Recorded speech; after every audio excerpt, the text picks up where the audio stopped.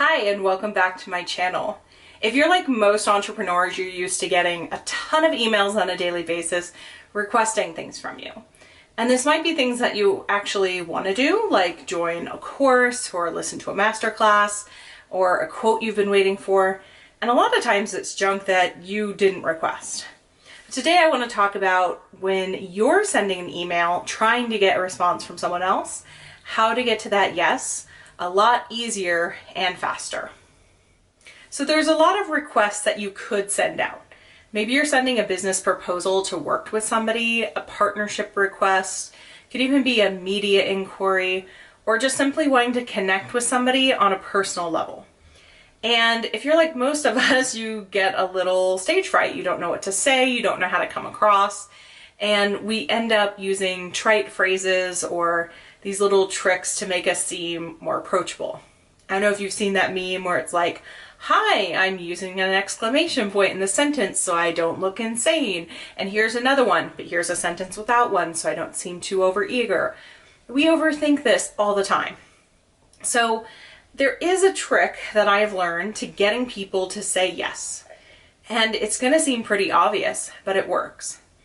It's asking questions to which the obvious answer is yes.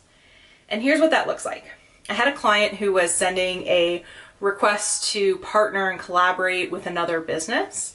And at the closing of this pitch that we were reviewing, it was a bit of a mess. It said, so do you think you would like this? Maybe we can get on Zoom and discuss it. Should we set up a time to talk? And there were just a lot of questions and a lot of uncertainty.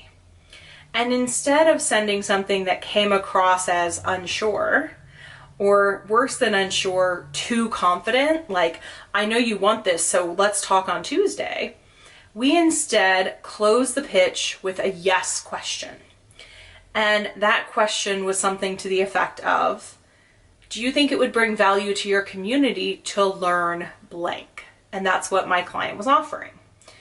And that at least gives you a really clear picture of where people are. Because if they don't think there's any value in what you do, why would you continue the conversation?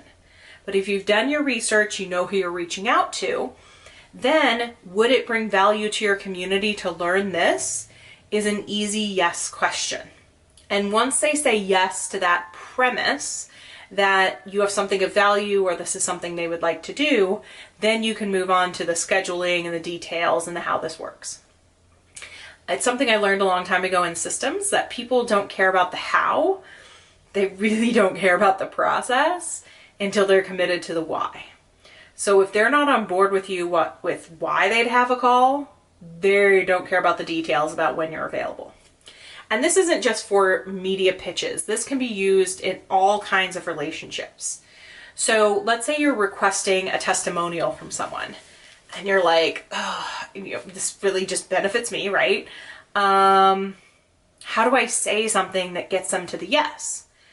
An easy way to phrase this is, would you be comfortable sharing this part of your story and amazing transformation with others? And to be fair, they could totally say no. They're not comfortable. The answer is no, you accept that. But if they are incentivized by that, of wow, I get to share my story, then that's the yes, then you can go into the details. So I am not a psychologist. I don't even play one on TV, but there's a few reasons why I think this technique really works. The first is that when you get someone to say yes to your question, you get them into an agreeable state of mind. Have you ever seen people doing like stand up and ad-libbing, and they're just playing around and they're doing yes and, yes and, yes and.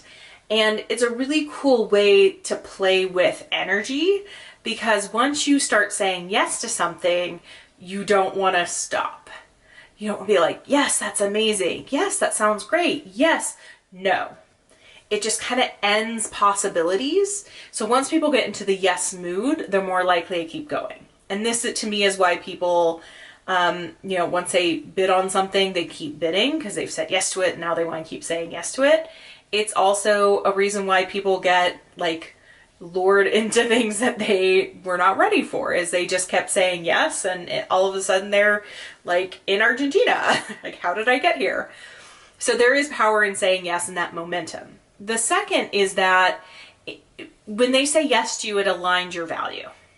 So it's not anymore, will you do me a favor? Do you have time for this?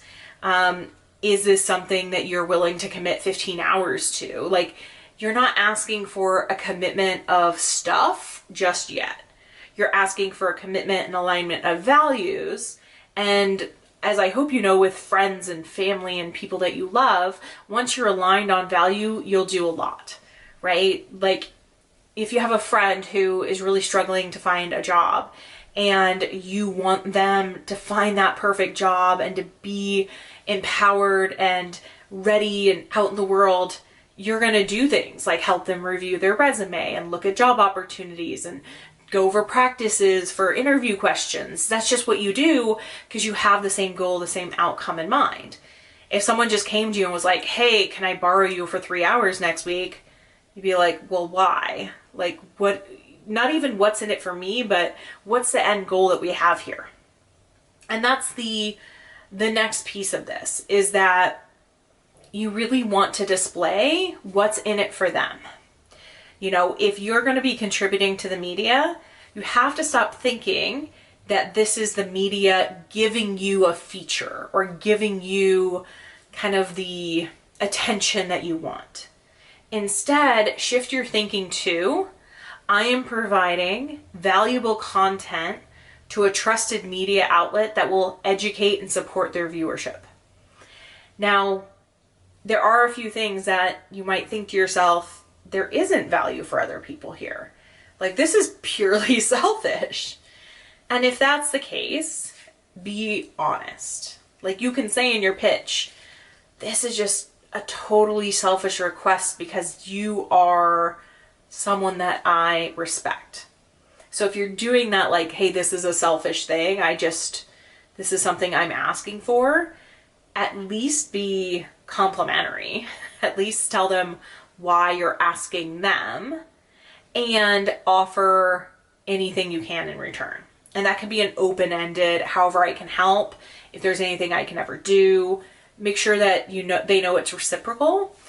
But most of the time, you can find a way that the other person gets value from this interaction. A good example from the testimonials would be, can I feature you and your business as a success story? Now, of course, you might get more value out of having a testimonial on your site than they do as being featured, but we're not going into these conversations looking for equality of outcome. You really want to just show that you have something to give, that if they want this thing, they can easily say yes to. You're the person to work with, and then what's in it for them. So I have a follow-up video to this one where we go over some scripts on how you can make this happen in your life and business, because once you understand this technique and you start to use it, you'll see as you read your pitches or review those emails that the natural conclusion of that email is, yes, absolutely.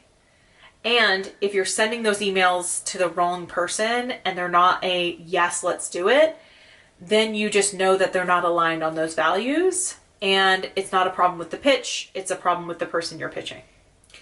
So watch the next video, the link's in the description below, to get these scripts, to get an easy yes to the emails and pitches that you're sending, so that when you do get things in your inbox, they're not just people bugging you about doing things you don't care about, but saying yes to things that you would really love to see in your business.